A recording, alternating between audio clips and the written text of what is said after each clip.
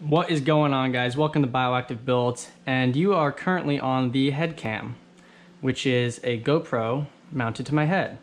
And you will not get to see what it looks like because it's pretty ridiculous looking. But anyways, I wanted to make this video for my 9 subscriber special. I cannot believe we made it, the big 09. I remember when I just had 5 subscribers. I can't believe it. Thank you all so much. Let's see if we can hit that big 13. Let's do it. But anyways, I just want to talk to you about my Paludarium build / Riparium because it has a little waterfall. And just how I built it and how kind of my process for going through these sort of things.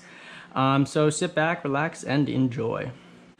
So first thing, this is a 5.5 gallon tank, really small. And as you can see, I've only filled it with about 2 inches of water. So not a whole lot aquatically that could fit in here. Has a terrestrial side, but again, not that big. So it's extremely limited. I really mainly wanted to do this for the scape and just practicing that.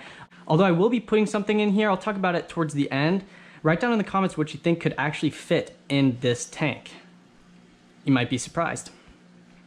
But anyways, first things first, the bottom layer. What I have on the bottom is this egg carton.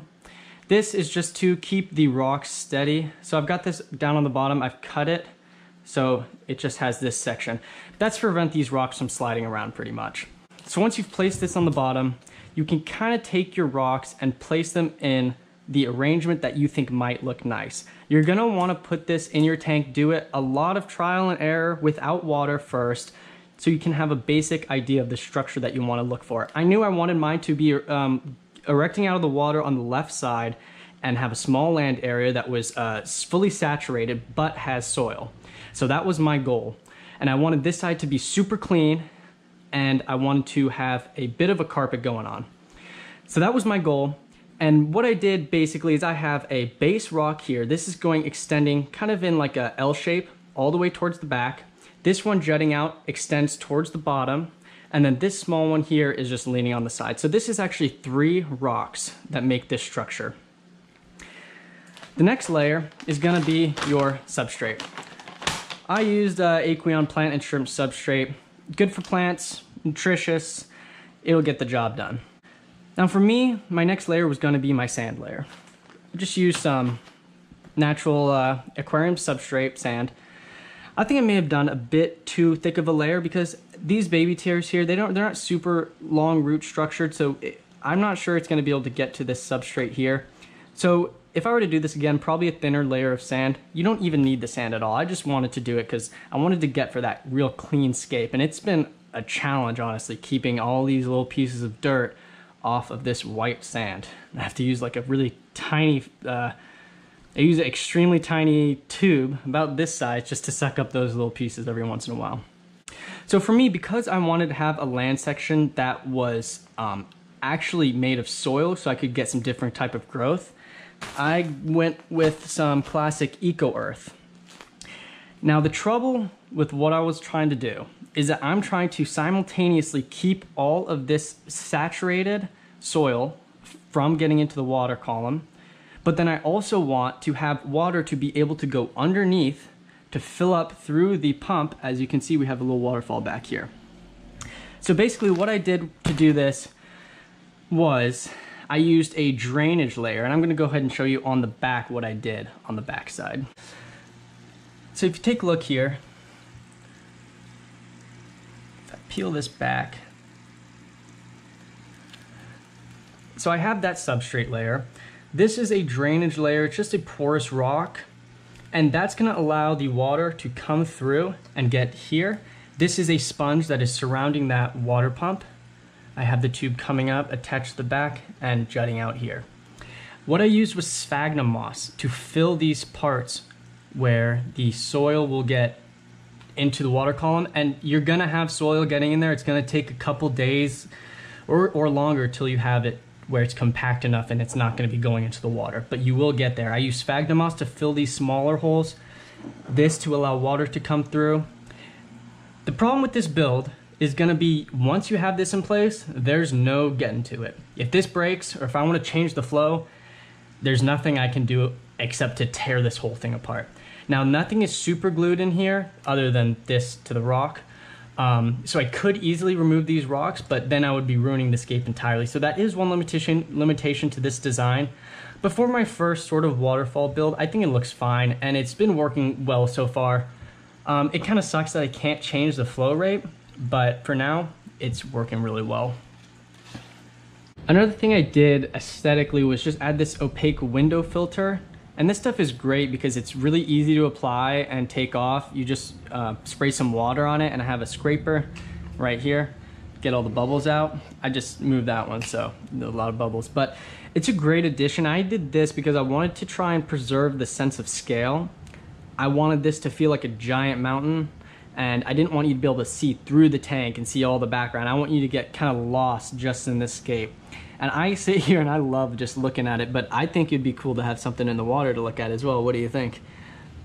So other than this Oko stone, I have a little bit of lava rock just hiding this sponge filter back there. Real small, tiny, low flow, nano sponge filter. And then this has mechanical filtration as well, just from the waterfall, from that drainage layer and the sponge. So I've got some baby tears here. I'm trying to get those to carpet. Every couple days I'll take some off this main clump and I will plant them around because I want to hide this transition from this rock to the sand. So that's actually doing really well. And I've also been planting them up on this terrestrial side, and they're actually rooting nicely. I'm gonna try and not carpet the entire thing over to here. I want to keep it just on this side. That's just how I envision the scape. So in terms of moss, I've got Java moss and Christmas moss. I put a bunch of Java moss here to kind of control the flow of that side. I didn't want too much flow because I had some plans for this that needed some low flow requirements. But on this side, it's doing really well, having a lot of new growth. You can see all these little tiny green bits are all new growth. This light's really helping. You can see the growth is heavy on this side. But it actually worked out really well. I love the shape of this Christmas moss. What I like about this dragonstone too is that it has all these really cool grooves, and I want the Christmas moss and these baby tears to root up through those and just grow and weave all the way around. But so far I'm really pleased with the scape, and it's turned out actually a lot better than I expected. I was having huge issues with when I would turn on this waterfall, just dirt pouring out from the back.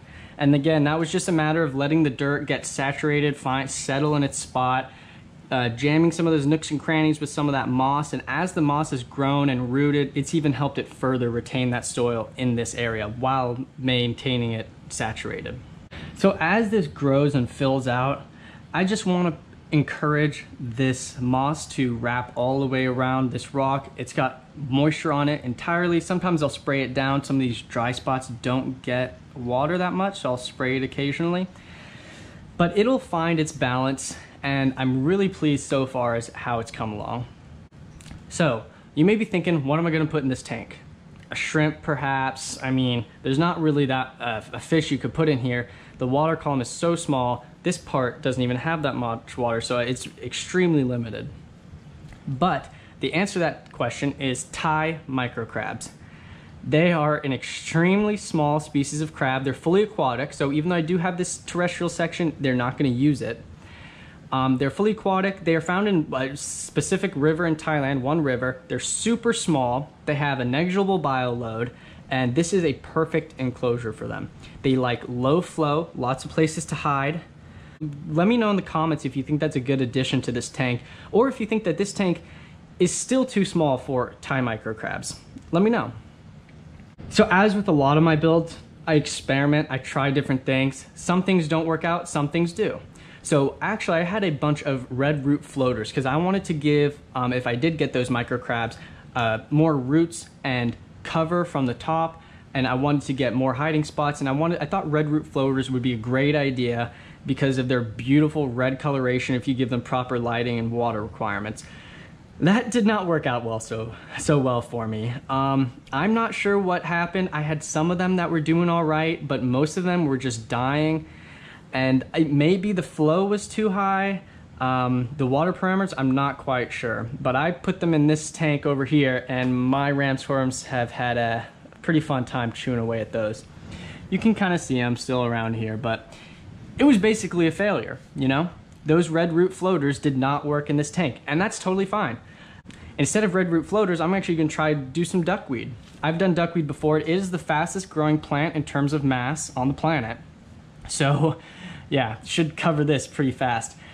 I didn't want to do duckweed because if you know duckweed, it can be a real nuisance, because if you have even one of them, they're gonna double in size every 48 hours. So if you want to remove it, it can kind of be a pain. And I wanted to get coloration other than green, but hey, that's the trial and error. So I'm gonna try and get some duckweed. That might look cool, some floaters. If that doesn't work out, try something else. But I'm really happy that these baby tiers are working. I can't wait to get an asparagus fern and plant it here. Those are really nice, kind of Japanese looking ferns, and I think it will give a good sense of scale to this area too. Another thing that I was worried about was getting the sand just mixed in with this layer and then having it all mixed and just no separation. I was really worried about that. Actually, it seems to do well. The sand looks like it kind of fills in the gaps between these circles and then like solidifies that layer, so there's really no more space for it to move around. If I am messing around with it too much, I will get some of these balls up towards the surface. I'll have to poke them back down, but really it's not too bad keeping this separation. It was a lot easier than I thought it would be. So for this sponge filter, I actually had to cut it because the water level is so small, and I had to bury it in here a bit. So I don't know how it's gonna be managing this sponge filter. Might be a little bit annoying trying to get it out, clean it, put it back in, but I shouldn't have to touch it too much. That's the only good thing. So it goes over here, goes into my little air pump. So basically, yeah, I just had an idea of what I wanted to do. I had a picture in my mind and a sort of scape that I wanted to go for, and I just went with it. And if things change along the way, you just kind of roll with the punches. Another cool thing I did is I like to test different ideas. I made this little guy right here, and I just wanted to test basically how the soil, saturated soil, I can prevent it going into a water. I wanted to see how these different stones look together, and I actually learned a lot just from making this tiny little build. This is a Ferrero Rocher container, those little chocolates, and I learned that, you know, this is a sandstone, this is a dragonstone. When it's wet, it does not look the same really. When it's dry, it looks more similar, but that's another good thing I did because, you know, in a wet scape, these are gonna look too dissimilar. And again, I was just trying to make a little tiny, I don't know, bridge. I just was kind of bored. But I actually ended up learning a lot just from doing this little tiny scape, and I think it's cool. I'm gonna keep it. Not gonna put anything in it. What do you think, a betta fish in here? Axolotl? Let me know. But anyways, guys, let me know if you think Thai microcrabs would be a good idea. I'll check the comments, see what you guys think, but I'm really excited to get them. I'm ready to go. This tank is cycled. I mean, it's looking good, and I think they're ready to get put in. So my next video, maybe it'll be a Thai microcrab introduction. That'd be a cool one. It's a really simple design. It's a 5.5 gallon tank, not a whole lot of maintenance, not a lot of work. One thing I will say is that the water evaporates pretty fast, so I do have to fill it up. But other than that, I think it looks great. It's super fun to look at, and I learned a lot while doing it. So yeah, let me know what you guys think about those Thai microcrabs, and maybe in the next video, we'll add them to the tank. Thanks for watching Bioactive Builds. My 9 subscribers, you guys are awesome. And if you haven't subscribed, let's go. Let's hit the big 1-3. Go crazy. All right, I'm out.